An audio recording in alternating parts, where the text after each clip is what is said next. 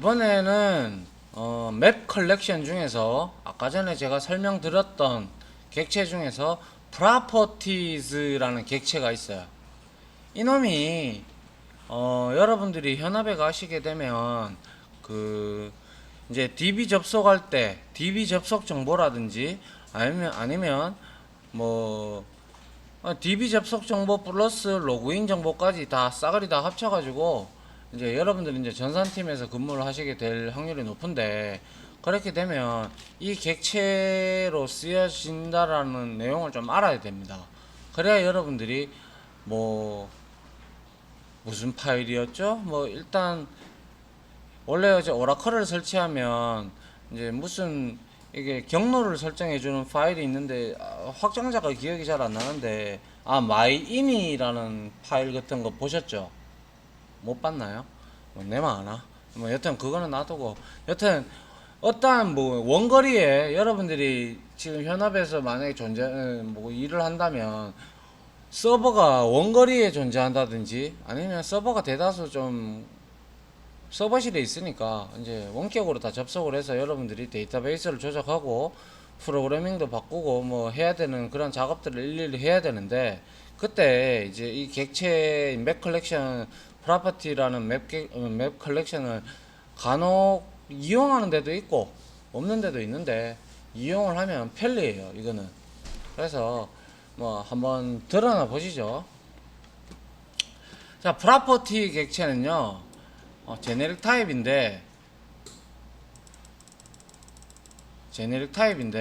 얘는 property TIS에서 항상 제네릭 타입으로 스트링 값을 두 개를 이렇게 항상 고정되어 있어요. 이거는 스트링과 스트링으로, 알겠습니까? 예, 이렇게 고정이 되어 있고요.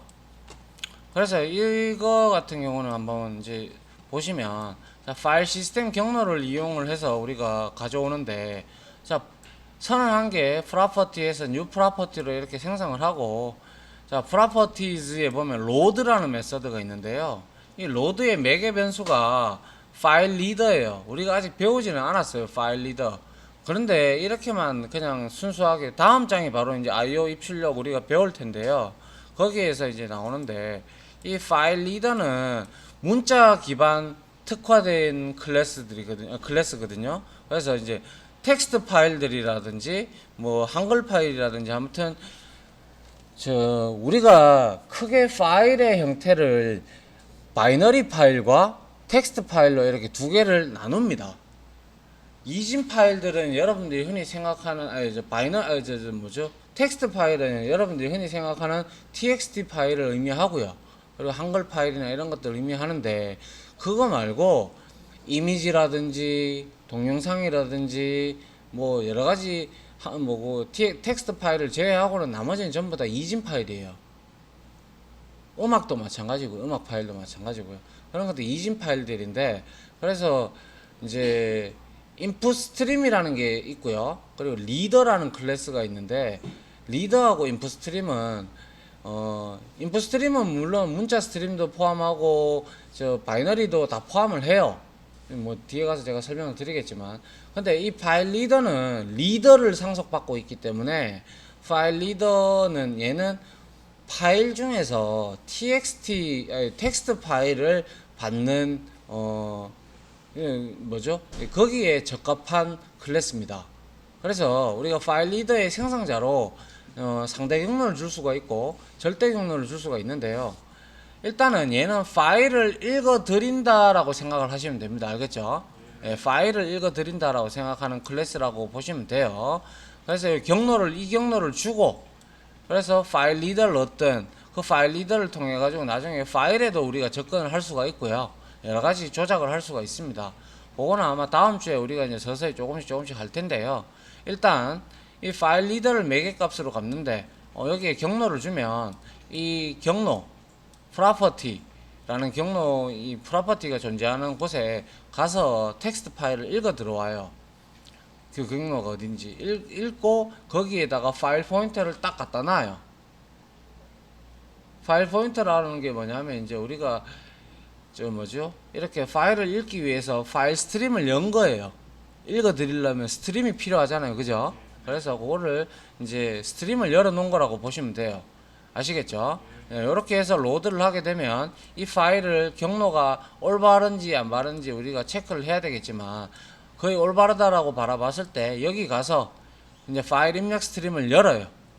열어고 난 다음에 거기서 우리가 무슨 행위를 하게 되면 리드라는 메서드라든지 이제 읽어드리면 뭐 우리가 생성해 놓은 바이트 배열로 읽어드리든지 아니면 뭐 여러 가지로 읽어드리는 방법이 있어요.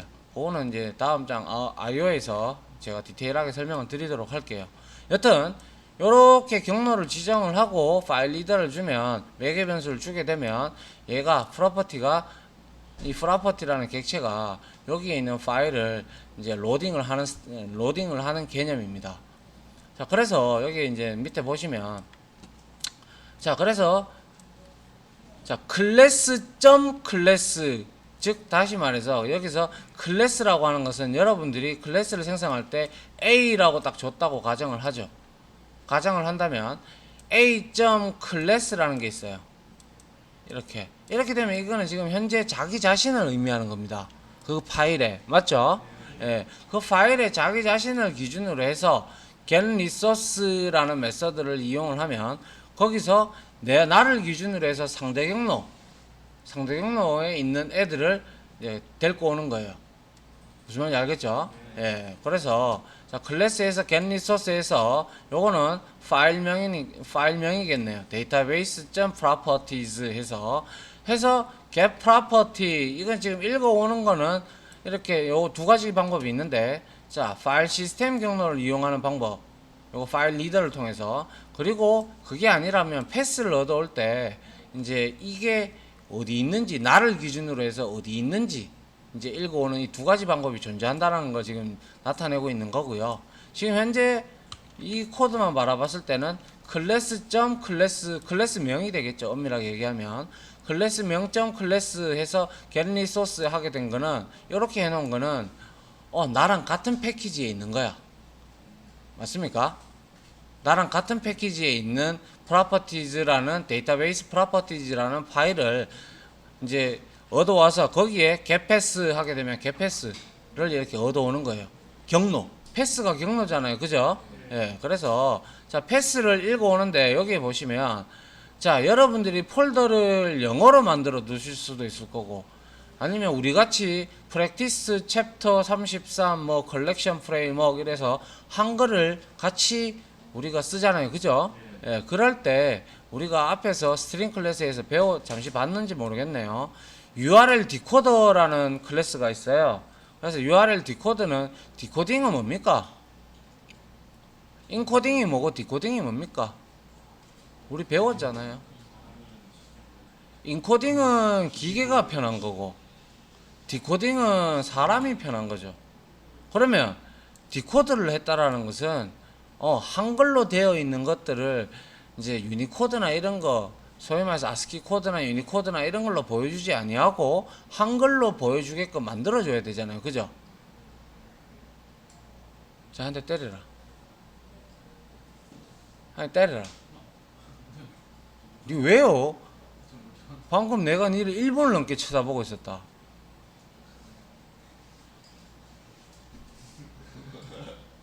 들어라. 어이? 자, 그래서 이 디코드라는 것에다가 매개 변수로 패스를 주게 되고 이거는 한글이 있을 경우에만 해당을 합니다. 알겠죠? 한글이 있는 경우에만. 그리고 나서 UTF-8 우리 해봤잖아요. 캐릭터 셋을 EUC-KR로 주게 되면 한글이 2바이트가 됐죠. 그리고 UTF-8로 주게 되면 공통적으로 송수신할 때 필요한 3바이트가 형성이 되는 걸 우리는 스트링 클래스를 통해서 확인했죠. 예. 그래서 제가 말씀을 드렸다시피 이클립스는 한글이 2바이트로 돼 있어요. 지금은 좀 바뀌었는지 모르겠는데 제가 알기로는 그래요. 그런데 여러분들이 앞으로 이제 이것만 할 게 아니고 네트워크 프로그래밍도 근데 시간이 없어서 할 수 있을란가 모르겠는데 아무튼 그걸 하게 되면 기본적으로 제가 파일 송수신이나 이런 것들을 하실 때는 UTF-8로 캐릭터 셋을 잡으라고 했어요. 그죠? 그 이유가 여러분들이 만든 프로그램을 누가 사용할지 아무도 모르잖아. 막말로. 그렇기 때문에 UTF-8로 하면 좋다라는 겁니다. 그럼 물론 저쪽에서 반대쪽에서 오는 게 인코드라면 이게 EUC-KR이라면 EUC-KR로 받아쳐줘야 한글 깨짐이 없어지지만 웬만하면 이거는 프로그래머들끼리의 약속으로 UTF-8로 쓰게끔 되어 있어요. 알겠죠? 예, 그래서 한글이 있을 경우에는 이 URL 디코더 클래스의 정적 메서드인 디코드 메서드를 이용을 하면 한글이 복원이 됩니다. 그리고 나서 똑같이 이렇게 해서 파일 리더에다가 패스를 이렇게 주면 또 역시 파일 리더에다가 읽어올 준비를 하는 거예요. 알겠습니까? 예. 그리고 나서 뭐 여기에 제가 말씀드렸다시피 클래스가 A가 있다고 가정하면 class 그러면 현재 자기 자신의 클래스를 의미하고 거기에다가 get resource 했으면 얘는 뭔가요? config 폴더 밑에 데이터베이스 프로퍼티즈가 있다 이 말이죠. 그죠? 그럼 자기 자신을 기준으로 해서 다시 뭔가요? config 폴더에 올라가서 config 폴더에 있는 데이터베이스 프로퍼티즈를 읽어오는 거예요. 다르죠? 그죠? 같은 패키지에 있는 거하고는 달라요.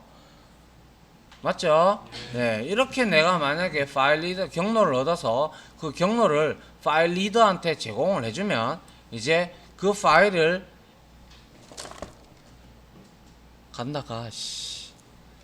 이라고 했다. 약 묻나? 약은 내가 묻다 임마. 그래서 그 경로에 가서 이제 파일 리더가 딱 읽을 준비하고 있는 거예요. 요까지가. 알겠나요? 예. 그러고 나서 이제 값을 읽어 오는데요. properties 클래스에 보면요. getter들이 다 존재를 해요. 그래서 get properties라는 곳에다가 여러분들이 여기에 property를 생성할 때 스트링으로 키와 value의 값을 지정을 해주잖아요. 그죠? 그래서 여기에다가 스트링을 키 값을 주게 되면 그에 해당하는 뭐요? value 값을 읽어올 수가 있는 거예요.